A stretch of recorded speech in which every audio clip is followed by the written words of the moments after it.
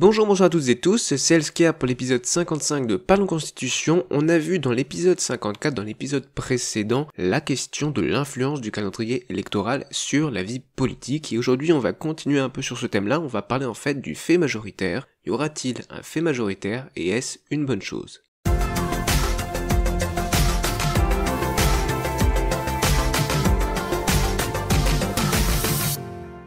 Donc on va commencer par les rappels, d'abord du précédent épisode, donc l'épisode 54, comme je le disais, on a parlé du calendrier électoral, donc c'est l'ordre et les moments des élections. Il y a 3 facteurs déterminants pour le calendrier électoral: la durée du mandat, le mois de l'élection et les pouvoirs de dissolution, destitution.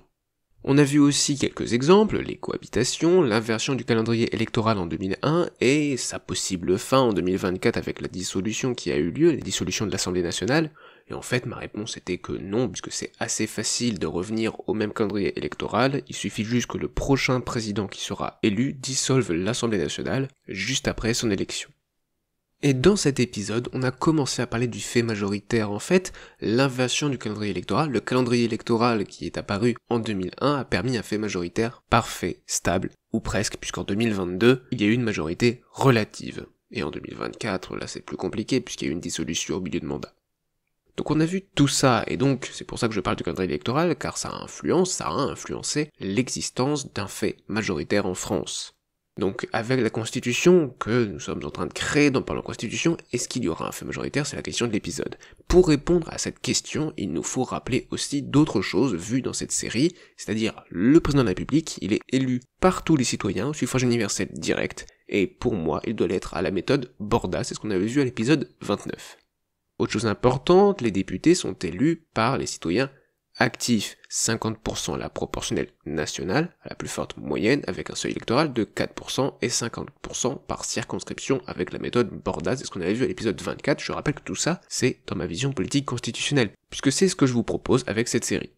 Autre chose importante, ça concerne cette fois le gouvernement. Pour moi, le gouvernement, dans ma vision politique constitutionnelle, je vais arrêter de le répéter, c'est 3 directeurs nommés par le président de la République qui proposent les ministres à nommer au président de la République.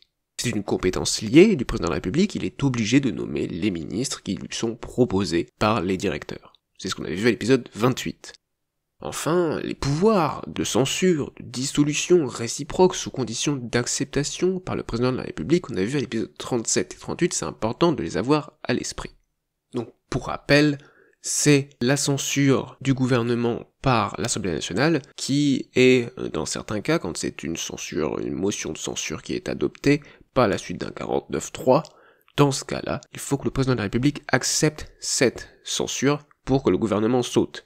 Et réciproquement, si le gouvernement souhaite dissoudre l'Assemblée nationale, il doit faire une demande au président de la République qui accepte ou non. Mais je rentre pas dans les détails, allez voir les épisodes 37 et 38 pour en savoir plus. Remarquez que je n'ai jamais précisé les durées des mandats, hein. Ça, pour le gouvernement c'est normal, puisqu'ils sont nommés, ça dépend, des élections du président de la République, des députés, etc., et des potentielles censures, dissolutions. Mais pour les élus, donc les mandats, ceux qui ont des mandats vraiment, parce que le gouvernement est nommé, ce sont des fonctions, les mandats, c'est pour les personnes élues, donc les députés et le président de la République, je n'ai pas précisé les durées de leur mandat. Et c'est une volonté de ma part parce que moi-même je ne sais pas. En fait j'hésite entre 5, 7, 8, 9, 10, je ne sais pas. Je pense que plus de 10 ans c'est trop, mais 10 ans je trouve que c'est un bon chiffre aussi. 5 ans c'est possible, ça peut être intéressant, mais 10 ans ça a d'autres avantages, donc je préfère ne pas me prononcer, car pour moi c'est pas non plus quelque chose d'extrêmement important tant que c'est pas excessif, tant que c'est pas élu pour 20 ans. Parce que c'est important de pouvoir renouveler les personnes qui sont élues. C'est important démocratiquement, et c'est une des conditions pour un vote libre. Mais bref, ces rappels étant faits, vous avez tout ça en tête, on va pouvoir entamer pleinement le sujet de cet épisode en voyant les conditions d'apparition du fait majoritaire tout d'abord. Alors le fait majoritaire, qu'est-ce que c'est? C'est une majorité absolue de députés disciplinés, donc du même parti ou coalition de partis, qui soutiennent le gouvernement. Donc, à l'Assemblée nationale, une majorité absolue, au moins la moitié des députés, de tous les députés élus, qui appartiennent au même parti, ou à la même coalition de partis, et qui soutiennent le gouvernement. Ils doivent aussi être disciplinés, c'est-à-dire qu'ils doivent voter selon ce que souhaite le gouvernement. Ça ne doit pas être un parti où il y a plusieurs lignes qui sont pas forcément d'accord avec la ligne du gouvernement. Ils doivent être disciplinés, voter de concert, tous ensemble, la même chose. En tout cas, presque tous, tant que ça permet de toujours avoir une majorité absolue qui suit le gouvernement, qui suit les projets de loi du gouvernement, et permet ainsi au gouvernement de mener à bien sa politique avec l'appui de la majorité absolue des députés à l'Assemblée nationale. On parle de deux types de faits majoritaires. Le fait majoritaire parfait si il y a un soutien du président de la République, c'est-à-dire si le président de la République a nommé un gouvernement qui soit du même parti sur la même ligne politique que lui, et que, bien sûr, les députés, la majorité absolue des députés sont disciplinés et soutiennent le gouvernement. Dans ce cas-là, on va parler de majorité présidentielle.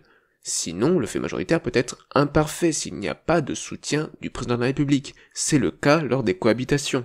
L'Assemblée nationale a une majorité absolue de députés disciplinés, mais qui ne soutiennent pas le président de la République. Le président de la République, historiquement, ce qui s'est passé en France, c'est qu'il a choisi un Premier ministre qui soit d'accord avec la majorité absolue des députés disciplinés à l'Assemblée nationale, donc un fait majoritaire, mais imparfait, puisque le président de la République n'est pas d'accord, n'est pas sur la même longueur d'onde, n'est pas du même parti, du même avis politique que ce gouvernement, et que la majorité absolue à l'Assemblée nationale.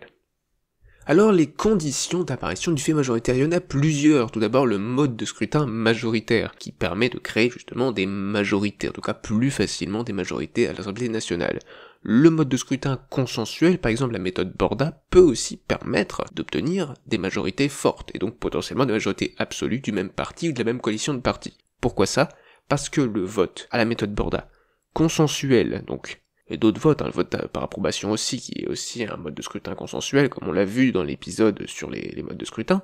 Bref, les modes de scrutin consensuels, par circonscription, si on imagine que les circonscriptions en France sont plus ou moins semblables politiquement, vont donner des députés élus qui sont issus du même parti le plus consensuel.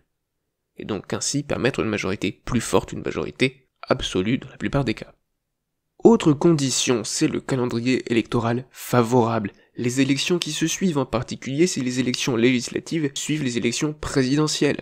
Puisque alors, il y a une tendance qui se fait, c'est que une fois que le président de la République est élu, les gens ont tendance à continuer de voter pour le parti du président de la République et donc lui donner une majorité absolue. Je dis ont tendance parce que on a bien vu en 2022 que ce n'est pas toujours le cas, même s'il y a une majorité, elle était que relative pour le président de la République. Donc il avait une majorité présidentielle, mais relative, pas absolue. Mais ça on en a parlé dans l'épisode 54, donc on passe à la suite. Il y a aussi la condition d'un exécutif fort et élu. Si c'est un président de la République qui est élu par tous les citoyens français. Dans ce cas-là, s'il fait partie de l'exécutif, ce qui n'est pas mon cas dans cette vision politique constitutionnelle, dans ma vision politique constitutionnelle, le président de la République n'est pas le chef de l'exécutif. Il y a un chef de l'État mais pas un chef de l'exécutif. Mais dans la constitution de la 5e République, c'est le cas, surtout s'il est élu, et là, il est élu en France, en tout cas actuellement. Donc s'il y a un exécutif fort et qui plus est élu, ça permet de plus facilement discipliner les parlementaires, et donc d'obtenir un fait majoritaire. Ce qui fait qu'il est fort, c'est aussi toutes les prérogatives qu'il a, notamment pour déposer des projets de loi, et gérer en partie l'ordre du jour au sein de l'Assemblée nationale. Il y a aussi d'autres mesures, mais tout ça c'est ce qu'on appelle le parlementarisme rationalisé, l'encadrement de la procédure de motion de censure, les ordonnances, la limitation du domaine de la loi, le vote bloqué, l'article 49.3, etc., etc. Tout ça, ça renforce le pouvoir exécutif, et en particulier le gouvernement, en limitant les pouvoirs, les agissements, en donnant un cadre à l'action de l'Assemblée nationale et du Parlement de façon plus générale. Et ce cadre-là renforçant le gouvernement permet aussi de discipliner les députés et d'obtenir un fait majoritaire. Alors bien sûr, ces conditions sont un peu vagues, certaines, le parlementarisme rationalisé n'est pas une condition qui, s'il y en a un, permet à tous les coups d'avoir des députés disciplinés, mais ça favorise. Tout ceci favorise. Le mode de scrutin, par contre, lui, est vraiment essentiel, car c'est le mode de scrutin qui permet de dégager ou non une majorité absolue. Donc voilà, on a vu les conditions d'apparition du fait majoritaire, on va maintenant se poser la question des avantages et des inconvénients du fait majoritaire. Ces avantages, d'abord, évidemment, l'exécutif est fort, on peut même avoir un présidentialisme. C'est-à-dire que le pouvoir exécutif est aux mains du président de la République qui peut mener sa politique avec l'Assemblée nationale. qui le suit puisqu'il y a une majorité absolue de députés disciplinés qui soutiennent le gouvernement, qui lui soutient le président de la République. Mais executive force, ça peut aussi vouloir dire juste le gouvernement et pas le président de la République. Autre avantage, ça permet d'avoir une législation plus rapide, puisque la majorité étant absolue et disciplinée, on peut plus facilement voter les lois. Il y a moins de discussions à avoir, puisqu'on a vraiment des députés disciplinés qui vont voter ce que veut le gouvernement. On peut aller ainsi plus vite. Il peut même y avoir des procédures qui permettent d'aller plus vite lors des votes, qui peuvent être déclenchées par le gouvernement, du fait du parlementarisme rationalisé, il y a des procédures, je ne vais pas rentrer dans les détails, mais qui peuvent permettre d'aller plus vite. Mais si les députés sont disciplinés, il y a moins de risque de motion de censure. Donc le gouvernement peut aller plus vite pour mener sa politique.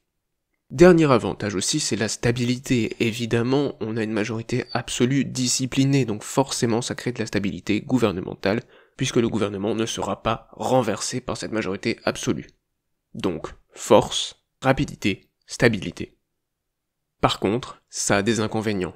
Les inconvénients, c'est la discussion, c'est le déclin du Parlement, de l'Assemblée nationale, qui est vu par certains, et je suis plutôt d'accord, comme une chambre d'enregistrement dans ce cas-là, puisque c'est le gouvernement qui décide et les députés qui appliquent juste en votant les textes proposés par le gouvernement.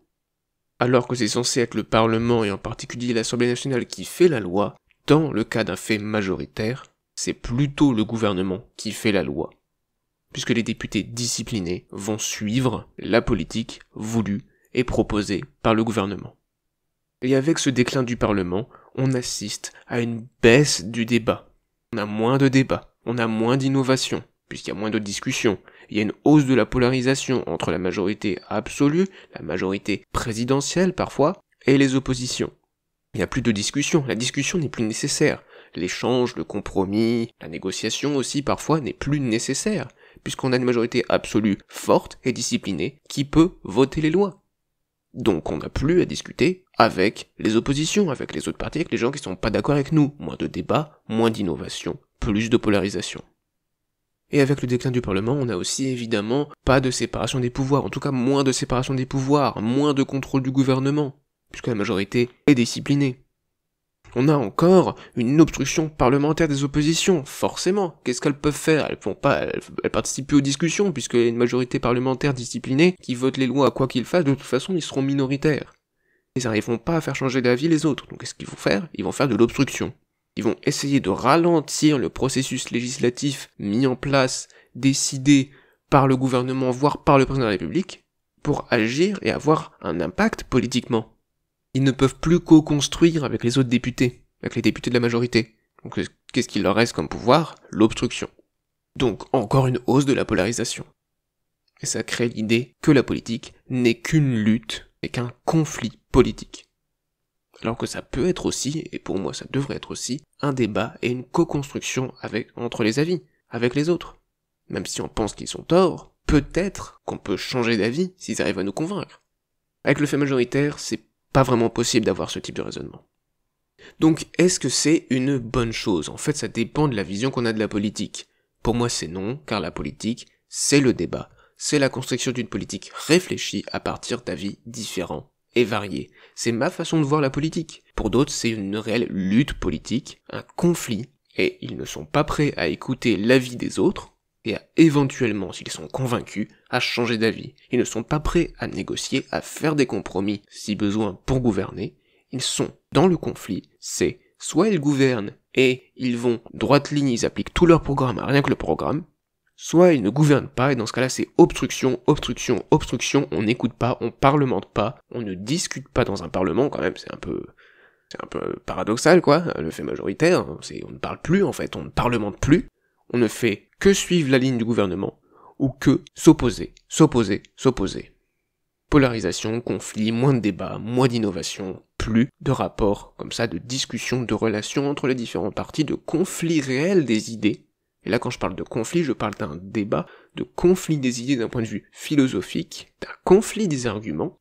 Mais pour qu'il y ait un réel débat, il faut que chaque parti présente ses arguments de façon honnête, écoute les arguments de la partie adverse, et admettent qu'ils puissent changer d'avis. Sinon ça sert à quoi? C'est juste de la présentation du conflit, pour montrer qu'on est le plus fort, qu'on a les meilleures idées, pour essayer de convaincre le public, mais pas pour essayer de faire avancer les choses.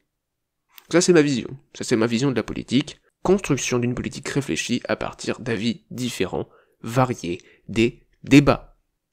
Donc y aura-t-il un fait majoritaire avec cette constitution, avec la constitution créée dans Parlons Constitution ? Eh bien, en fait, ça dépendra du comportement des acteurs. Parce que c'est vrai, on peut créer une constitution toute belle, avec une vision, mais ensuite, il y a les élus. Il y a les élections, il y a des personnes qui sont élues. Et en fonction des personnes qui sont élues, de comment est-ce qu'elles agissent, eh bien, on a beau mettre des règles, ça peut changer complètement la façon de pratiquer une constitution. Donc on peut essayer de pousser dans un sens, dans le sens là que j'ai dit, de ma vision de la politique, comme débat, etc. Mais on peut pas non plus contraindre complètement les acteurs. C'est pas possible. Et heureusement, sinon la Constitution déciderait de tout. Et ce n'est pas le but. Le but c'est juste de créer un cadre. Et ensuite forcément il y a des aménagements, il y a des interprétations de la Constitution, il y a des façons de l'appliquer un peu différentes, et qu'il y a plus ou moins de latitude selon comment on a écrit la Constitution.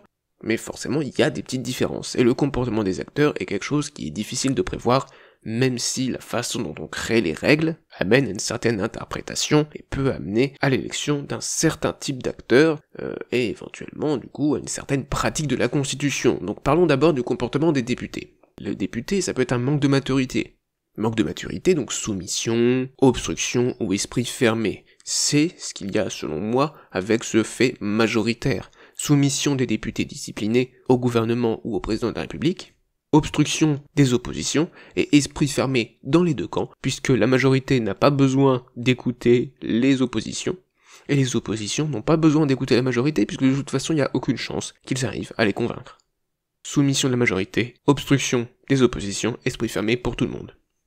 C'est pas forcément ce qu'il pourrait y avoir avec la constitution de la 5ème République. Le calendrier électoral, tous les facteurs, toutes les conditions d'apparition du fait majoritaire qui sont présentes actuellement en France font qu'il y a de fortes chances d'avoir un fait majoritaire qui se déroule comme ça. Il y a une culture politique qui s'est développée comme ça, alors que c'était pas forcément ce qu'il y avait avant, même s'il y a toujours eu en France une façon très conflictuelle de voir la politique. On parle de lutte politique depuis des siècles. Mais il y a un autre comportement qui est possible, et on peut être dans un entre-deux aussi, évidemment. L'autre comportement, c'est la volonté de débattre, de prendre son pouvoir sur le gouvernement. C'est-à-dire que les députés, même s'ils sont du même parti que le gouvernement, peuvent rester critiques, peuvent changer d'avis, avoir un avis légèrement différent, ne pas voter toujours ce que souhaite le gouvernement, proposer ses propres lois, et dicter plutôt la loi au gouvernement plutôt que l'inverse. Ce qui est le plus logique, c'est le pouvoir législatif, c'est à lui de faire la loi, pas au gouvernement. Donc j'ai marqué éventuellement de changer d'avis s'ils sont convaincus, les députés, s'ils sont convaincus par les autres. Et c'est ça le but d'un débat, c'est pas de changer d'avis à tous les coups, mais c'est d'écouter l'autre et d'accepter de pouvoir changer d'avis s'il arrive à nous convaincre. Si l'on n'est pas prêt à être convaincu lors d'un débat, c'est pas intéressant. C'est juste de la présentation du conflit, de la mise en scène, de la communication envers le public, et ça ne fait pas avancer la question en fait. C'est pas un débat qui va amener à une décision, ou alors la seule décision ce sera celle des urnes. Mais en tout cas on n'avance pas, on peut pas innover, et faire de la recherche en fait ensemble. Le débat c'est une forme de recherche ensemble, on cherche quelle est la meilleure position entre la mienne et la tienne, entre celle de notre camp et celle des camps adverses. Ce qui veut pas dire qu'on change d'avis à chaque fois, évidemment, mais il faut au moins être prêt à changer d'avis pour avoir un débat qui soit sain. Mais le comportement des députés. Là on a vu, soit une volonté de débattre, soit un certain manque de maturité. Bien sûr, même avec cette constitution-là, il peut très bien y avoir un manque de maturité, une continuation de cette culture de la lutte politique comme conflit, obstruction, esprit fermé, soumission envers le parti, envers le gouvernement, ça reste possible. Et il y a aussi le comportement du président de la République. Même si j'ai essayé de changer un peu la façon de voir le président de la République plutôt comme un arbitre, et non pas comme un membre du pouvoir exécutif, c'est un chef d'État, mais ce n'est pas le chef de l'exécutif, n'empêche que le président de la République peut très bien décider de continuer le fait majoritaire. Pas en sa faveur, mais toujours en faveur du gouvernement. Mais il n'est pas obligé de suivre la majorité parlementaire pour nommer les 3 directeurs. Il peut très bien nommer des personnes qui ne sont pas politiquement impliquées, donc plutôt un gouvernement technique, ou décider de nommer un directeur de la majorité, un directeur qui soutient la majorité mais de façon très critique, et un directeur de l'opposition, pourquoi pas, il fait ce qu'il veut. Il n'est pas obligé de suivre la majorité parlementaire, s'il y en a une. Car en fait, avec ma constitution, avec ce que je propose dans Parlons Constitution, il y a peu de chances d'avoir un fait majoritaire, car il est très peu probable du fait du mode du scrutin des députés. En fait, il y a une logique en partie proportionnelle dans l'élection des députés selon cette constitution, par la constitution, avec 50% des députés élus à la proportionnelle, c'est ce qu'on avait vu dans les rappels au début de l'épisode. Et avec une élection en partie à la proportionnelle, d'au moins 50% à la proportionnelle, il y a moins de chances d'avoir une majorité absolue. C'est pas impossible, mais il y a quand même beaucoup moins de chances. Après, juste, je rappelle, pour garder une certaine stabilité à l'Assemblée nationale, et avoir quand même une majorité un peu plus forte, 50% est choisi selon la méthode Borda par circonscription.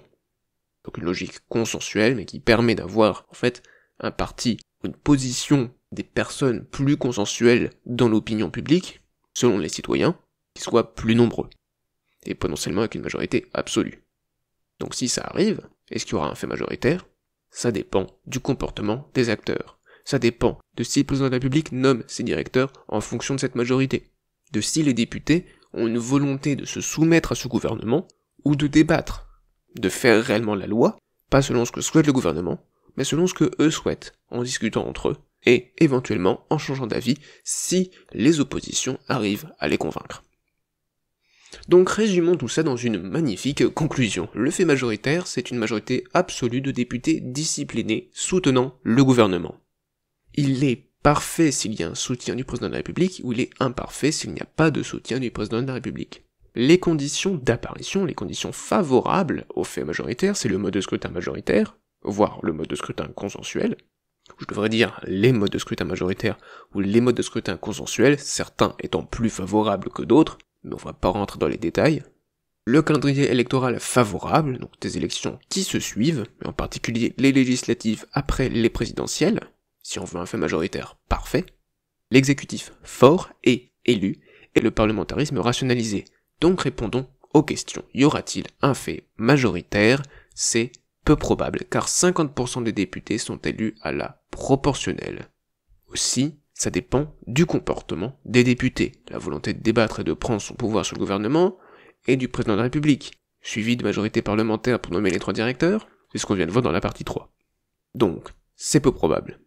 Et est-ce une bonne chose le fait majoritaire? Selon moi, non, car pour moi la politique, c'est le débat, c'est la construction d'une politique réfléchie à partir d'avis différents et variés, la discussion, l'acceptation de la possibilité de changer d'avis.